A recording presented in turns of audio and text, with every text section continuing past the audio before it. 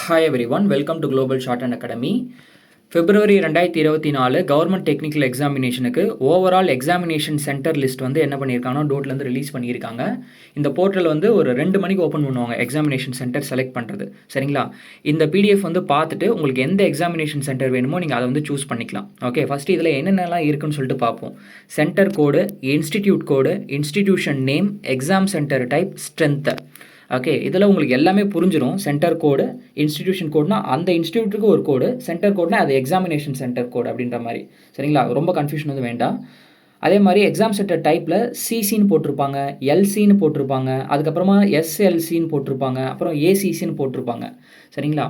இதில் வந்து சிசின்றது வந்து பார்த்தீங்கன்னா காமன் சென்டர்ஸ்னு சொல்லுவாங்க. எல்சினா லிமிடெட் சென்டர்ஸ்னு சொல்லுவாங்க. ஓகேங்களா? ஏசிசினா அக்கௌண்டன்சி எக்ஸாம் எழுதுறதுக்கு.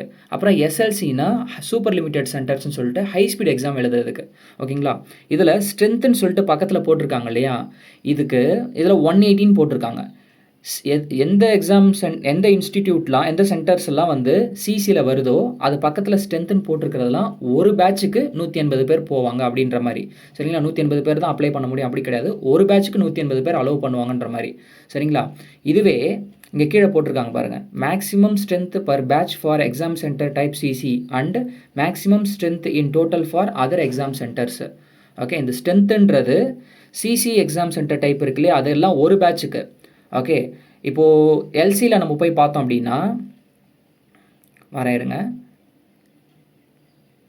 எல்சி இங்கே இருக்குது பாருங்கள். இதுதான் வந்து எல்சினா limited centres type shorthand எக்ஸாமில் அப்ளை பண்ணுறதுக்கு. எல்சின்னு சொல்லிட்டு 600 கொடுத்துருக்காங்க இல்லையா, ஓவராலாகவே இந்த சென்டரில் 600 பேர் தான் செலக்ட் பண்ண முடியும். ஓகேங்களா?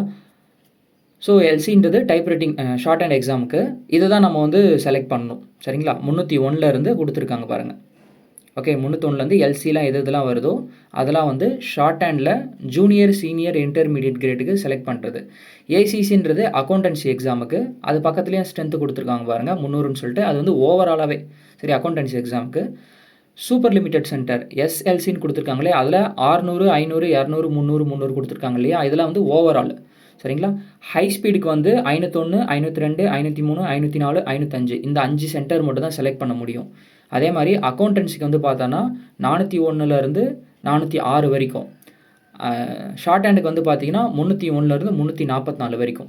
அதுக்கு மேலே இருக்கிறதுலாம் வந்து பார்த்தீங்கன்னா டைப் ரைட்டிங்க்கு. சரிங்களா? அதில் நீங்கள் போட்டு கன்ஃபியூஷன் வந்து வேண்டாம். சரிங்களா? இப்போ நான் உங்களுக்கு ஸ்க்ரீனில் காட்டுறேன் இல்லையா, இதை அப்படியே ஸ்க்ரீன்ஷாட் எடுத்து வச்சுக்கோங்க. 301 306 ஒரு ஸ்க்ரீன்ஷாட் எடுத்துக்கோங்க. அதே மாதிரி 307 344 வரைக்கும். சரிங்களா? இதுவுமே வந்து எடுத்து வச்சுக்கோங்க. ஓகே, இதில் உங்களுக்கு எந்த சென்டர் வேணுமோ அதை நீங்கள் வந்து செலக்ட் பண்ணிக்கலாம். சரிங்களா? தேங்க்யூ.